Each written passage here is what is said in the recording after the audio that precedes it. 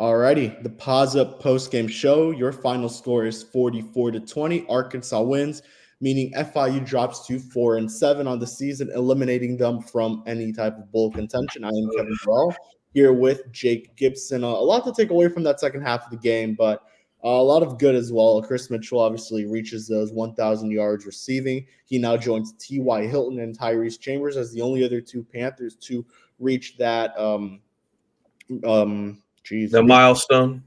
Yeah, Jesus. Yeah. But he does have a chance, and I think that's what we'll be watching next week, Saturday. If Chris Mitchell could be the all-time FIU single-season receiving yards leader at just needing to break 1,074 yards, which is held by Tyrese Chambers. So a lot to take away from this game. Obviously, FIU unable to come out only with one score in the second half, Jake.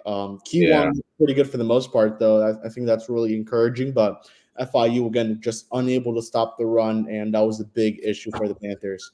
Yeah, at the end of the day, KJ Jefferson, man, what a game he had. I know passing-wise, the stats don't really pop out, 187 yards. I mean, Jenkins had plenty more than that. But, I mean, once again, this FIU team's kryptonite is dual-threat quarterbacks. And once again, a dual-threat quarterback ran all over this Panthers team. He also had 19 yards. Or 90.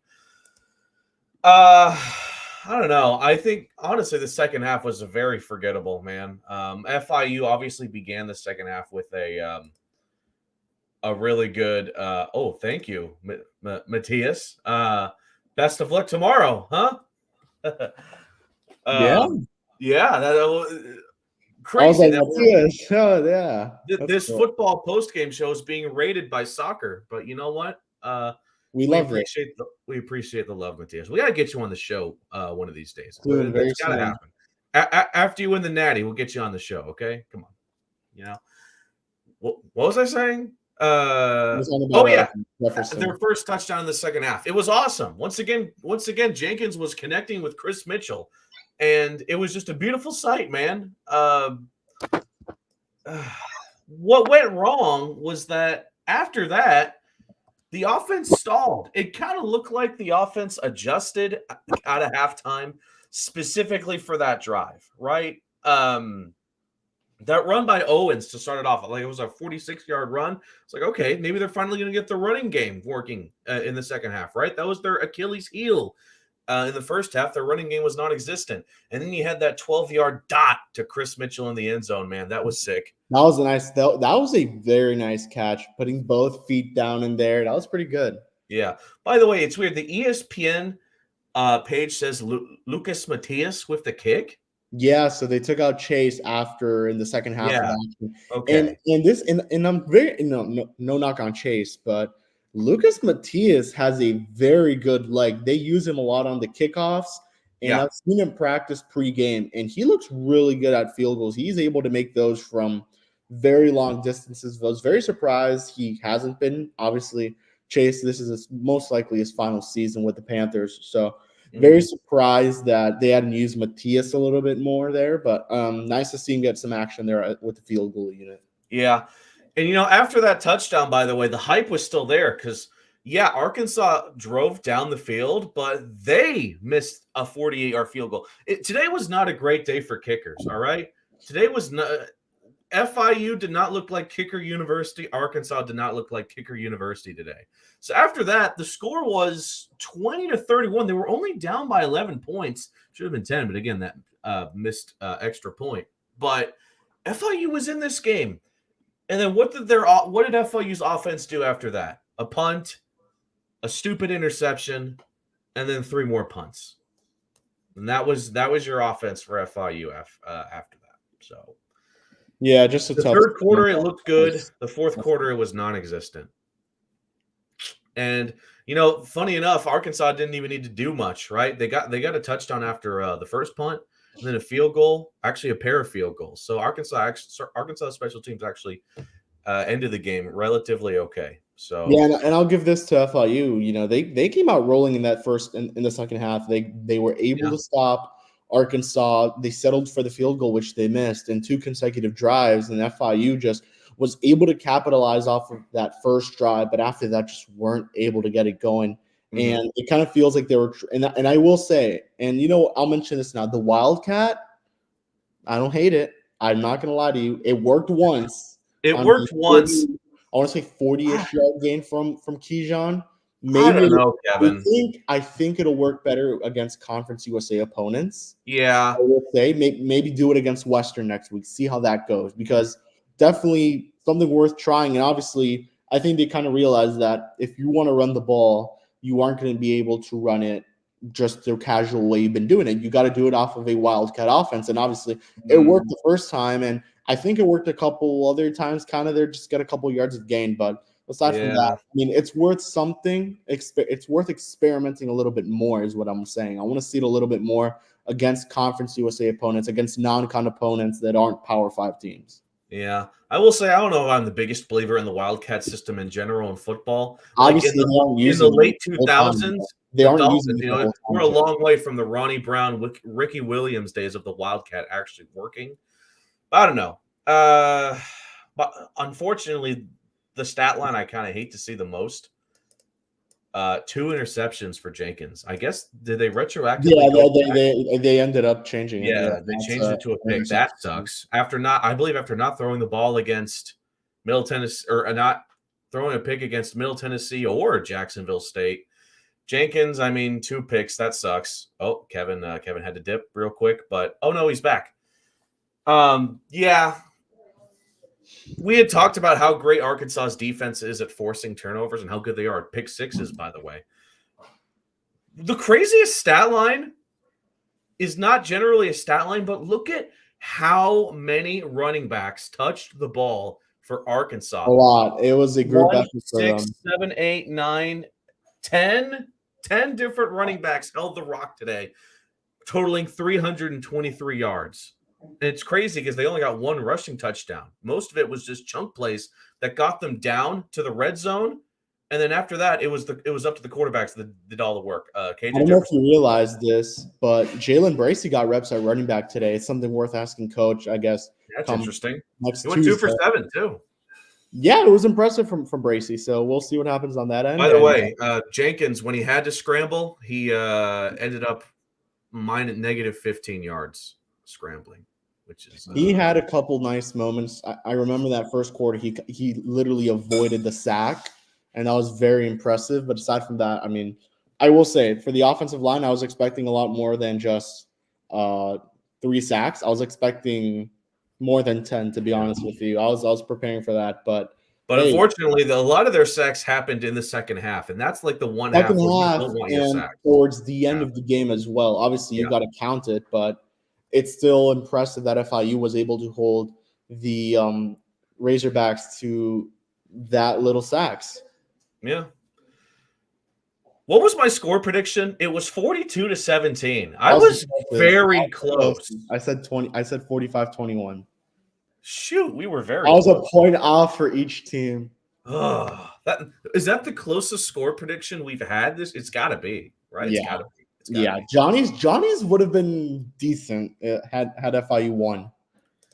I can't help but feel that after that first missed field goal by Arkansas in the second half, after FIU scored their touchdown, Arkansas, they had their jaw here. They were like, you know what, FIU, knock us out. We don't deserve this win. And then the Panthers laid an egg, and the Razorbacks was like, all right. Dude, it's a Power 5 team. There's not much. It is a Power 5 team. And Coach McIntyre emphasized many times, this is the best team they will face. And it's not going to get easier from here because now you play Western and you kick off the season. I don't know, man. I feel like Liberty or Jacksonville State would put a hurting on Arkansas. I don't know. I'm just saying. Jack State, I don't think so. But New Mexico State, for example, maybe. And then you look at Liberty.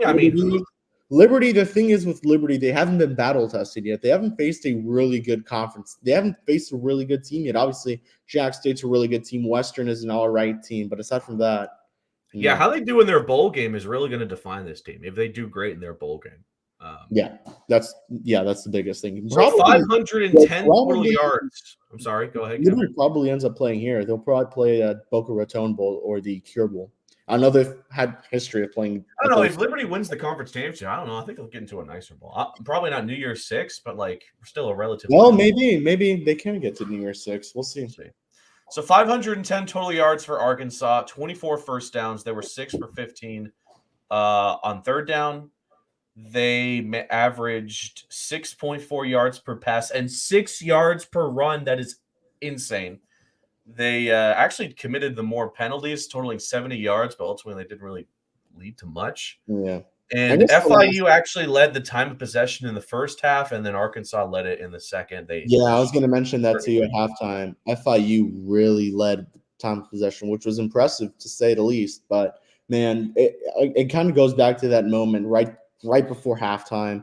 Eric Rivers drops the ball. Chase Gabriel isn't able to make the field goal. You kind of feel like you left at least 7 points off the board because obviously the touchdown. 8, right? The touchdown, the touchdown, an extra point after would have been. Then the mixed extra point earlier. You have to add the that. Touchdown's worth 6, and Chase would have gotten 7. Yeah. Okay.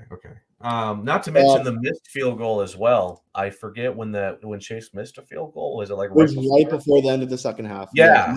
And he missed the extra field. Well, yeah. Now I see what you mean by 8. Yeah. Okay. So that's like 7, 8, like 11 points. It could be. It would have been a different game. Definitely could have been a different game heading into the half. But the last stat I will mention is that Reggie Peterson was able to match his career high in total tackles. So back-to-back game, he now has 13 total tackles. Donovan Manuel looked really good. He had 12. They both combined for 25. Peterson was the only player that sacked KJ Jefferson. So that's really about it. Good for Reggie. I still want to believe that duo of Reggie and Donovan Manuel, like they both deserve to go pro, man. They are so good. They are so well. Talented. We'll see with Donovan. He definitely has a shot. We'll see. Yeah. I don't think he'll be no type of first round pick, but he'll. No. I'm not saying. I'm just saying they should. An NFL team needs to give both of those guys a chance, man. Reggie still has 1 year left, thankfully, so we got him for one more. Okay. There's nothing really else to take away from this game. Just obviously, a lot of stupid mistakes, man. A lot of points left off the scoreboard. That could be the story of this game for FIU. And I'll mention this now. I kind of hate that FIU did have to face Arkansas this late into the year. You would have preferred that to be the first game or even second game of the season, where it's a different case. Now FIU is eliminated from bowl game because you lost to a Power 5 SEC team. Obviously, nothing you could do about that. This game was scheduled since 2019, so at this point, years and years. And again, it goes back to the main point. What if FIU were to beat these other teams? This loss really wouldn't mean much. It would be a very cool moral victory type loss, but now you have to go into face Western and try to see if you could spoil their season, and they won't make the bowl game. At least they collected a fat check, though, huh? 1.5 million. I wish. Yeah. Fun. I guess I'll give FIU some credit. Arkansas did not cover the 29-point and a hook spread. So, I mean, I think we all predicted that they would not cover. Like, everyone I talked to about it were you, Johnny, and a couple other friends were like, oh, man, there's no way, man. Arkansas. I didn't see them cover. That 29.5 was just way too much, in my opinion. I would have lowered it down a lot. And honestly, you could have live bet FIU to cover a different type of spread. But again, it's just, we'll see. And now obviously both teams are 4-7, huh? That's kind of funny. Both these teams had very different methods. They're 4-7, and they had the same exact record against their own conference. So it's kind of funny. All right, so now we head into this Western Kentucky game with a big question. Can head coach Mike McIntyre rally the troops and at least improve upon last season with a win? It would be a literal improvement over last year, going 4-8. And I know 5-7 is obviously not where this team wants to be. They want to be in bowl game contention, and now they're not. But I still think it would be a massive, look up to the future and realize that there is potential on this team if they can at least get out of the gutter and improve upon themselves. And again, this is coming off a 2020/2021 stretch where they only won a single goddamn game in those 2 seasons. You need to see improvement. I think that's what you want. You need to see improvement from this team. Obviously, from what you mentioned, 1 win in 2 years, followed by a 4-8 season. And then you want to at least get one more, make it look better. But honestly, And no offense to these guys, those are some of the hardest working guys on campus. But man, this may be worse than last season, honestly, Jake. You look at some of these games that were easily winnable. They should have beat La Tech, should have beat UTEP, should have beat New Mexico State. Like you look at it, it's like a should have, would have type season. So obviously 5 wins on paper, it looks good. It says, all right, you improved by a win. Now go and get that 6th win, get to the bowl game. But it doesn't look like that. I mean, you and I would obviously notice that. Yes, 5 and 7, cool, but it's not that. That's not the case. It's not the case, and you know what? Again, as you'd mentioned, this does feel worse than last year. A big reason, of course, last year was Mike McIntyre's first season, and it's his first year, brand new coaching staff, brand new team. I still believe that a 4-8 record last year for McIntyre was a success as far as his first year coaching this team because of what he had to deal with and the team he was inheriting. But he doesn't have that excuse anymore this season. The talent on this team got, I think, generally better. They obviously got more experienced. Of course, you still have those injuries of Flex and of course, the transferring of we'll see what happens with Flex because I don't know if there's space for – I don't know if there's space for – we'll get into that another day, but I don't know how much space there's for Flex in that running back room. Yeah. So it all comes down to next Sunday in regards to potentially a lot of changes made to the coaching staff and the roster, or if they want to sort of run it back with what they have, and again, see if they can take that next step. 6 wins, get into a bowl game, and the 6 is not the limit. Of course, go for as many wins as you can. Do what Liberty's doing, and just circle the wagons. But it's, as you mentioned, it's so frustrating that we were knocked out of a bowl game by an SEC school. It sucks, man. Like, it would have been respectable if we got knocked out of a bowl game by another conference one. All right, we didn't live up to the caliber of the conference we were playing. We definitely don't deserve to get into a bowl game. But we got knocked out by an SEC school that, granted, is giving this team a fat check. But at the end of the day, the odds were always stacked against FIU in a very important football game. And I guess the good thing that I guess you could look from this is that next season they open the season up against an SEC opponent. So if that loss is going to come, it's going to come very early on in the season. But look at the schedule; it doesn't get much easier. And you can at least work around that in the beginning of the season. You can't work around this anymore. You just can't. So it sucks. The season against Indiana, then they face Central Michigan. The Chippewas. I've never heard of that. The Chippewas, and then you face. They played Central Michigan like 3 years ago. Is that FCS?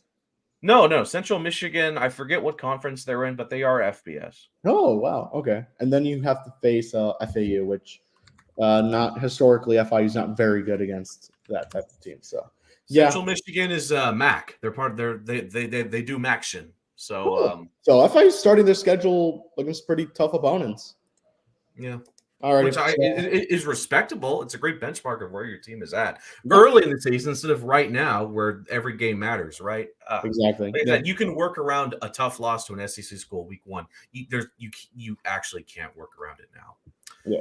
All righty. So is it absolutely obvious, by the way, that the MVP of this team is Chris Mitchell? It has become Chris Mitchell. It'll be Chris. Again, congratulations. Jenkins also had a great milestone today, and kudos to him. The Jenkins to Mitchell connection is something I want to see for 2, 3, 4 years, man. It's something I want to see forever. Chris has 1 year after this, so I know we'll see what happens. I am also, that's also named the monitor. He's made huge strides, and he has 1 more year. He may decide to transfer and go to a Power 5 team. He would definitely get Power 5 offers, and he would thrive at the Power 5 level. Obviously. We hope Tyrese the best, but he wasn't able to make that transition completely. And I don't know if it was playing time, and that's why he left and now is entering the draft. But Chris Mitchell's another name that's definitely going to be looked at by NFL teams if he has another successful season like he did this past year. So that's all I'll say. We hope that he doesn't transfer because another year key one to Chris would be cool. But FIU. Yeah. They're known for losing talent every year, and not saying that in a harsh way. I'm saying that in a good way. You're able to produce these guys, work up some talent, and eventually things happen. They lost a lot last year. maybe it could be the same case this year. But they have a lot of wide receivers. Their depth is nice, so we'll see what happens. It's probably silly for me to be as angry as I am about this loss now, considering we just lost to an SEC school. But I don't know. I get that. Angry, man. I understand that, but for some reason, I'm still just mad. I'm exceptionally mad about more mad than even like Jacksonville State or UTEP. At this point in the season, you just tell yourself, let's hope we get that 5th win. Hope Chris Mitchell ends up being the single season leader with the most receiving yards in a single season, and hope for Kiwan to reach 300 passing yards. That would be the first time in his young college career to do it, and find success against a conference opponent. You finally get 2 wins against a conference. So now it's been 4 years since FIU has been in a bowl game. Like, imagine an FIU student during that time period, man. First of all, he had to deal with COVID, which of course you were there, right? I got to see that, but for a student starting in 2020, I mean, starting college. Johnny started in 2020. And then going from here, you're going to graduate and you're going to see your college football team not ever even make it to a bowl game. I mean, I was lucky. I have 3 more years, so we'll see. Like, only a couple weeks before I was a freshman, I at least got to see FIU win the Bahamas Bowl, right? And I got to see when you got there, they lost the one in Tampa, right? I don't think it was in Tampa. It was the Camellia Bowl. I forget where that was. The Camellia. Okay. I forget where that was played. Hang on a sec. Let me. Now you got me all interested. Because I do remember that they lost to Arkansas. Yeah, it was in Alabama somewhere. Okay. It was to Arkansas State. I think Arkansas State played today. The Red Wolves. I guess Arkansas is just FIU's kryptonite. We just didn't know it yet. But, All right. So I guess we'll wrap it up here. Tough loss, 44-20, final score. FIU once again plays next week at 3:30 p.m. So I guess a little more favorable time-wise for us. And by the way, because let's stop talking about football. We have an amazing day of FIU sports tomorrow, do we not, Kevin? Starting off at 1 p.m. FIU basketball at what time? 7 p.m. 7:30, I believe, or 7:30, and then But before that, 1 p.m. FIU men's soccer taking on Virginia. Yeah, the GOAT. Future Paws podcast legend Matthias letting us know that they're taking on Virginia tomorrow at 1 p.m. to move on in the NCAA tournament. And then of course FIU basketball in the Cayman Islands Classic taking on Akron tomorrow. I believe it's 7:00. We're about to drop that video very soon. So Kevin, who do we have on the show next? Paws Up Podcast episode 38, huh? Let's keep the train of basketball content on the podcast moving. So who better to talk some hoops than with the man of the hoops and the assistant AD and interim AD, Heath Glick. He will be our next guest on the show. That is going to drop not Thursday because that's Thanksgiving, but Wednesday, a special Wednesday episode of the podcast. Woo! We're gonna have a great chat with Heath Glick. Of course, a very cool guy. I've known him since he took the interim AD job, and of course he's been a great partner with Scott Carr, and of course building the brand, as they love to say. So that should be a fun talk. And he's a big basketball fan. So say lovey. Yes, sir. Alrighty. So from Jake, myself, Johnny, who was on the preview, we'll see you guys all on Wednesday, and then we'll see you guys on Saturday. So as always, peace out. And for the final road game of the season, Paws Up.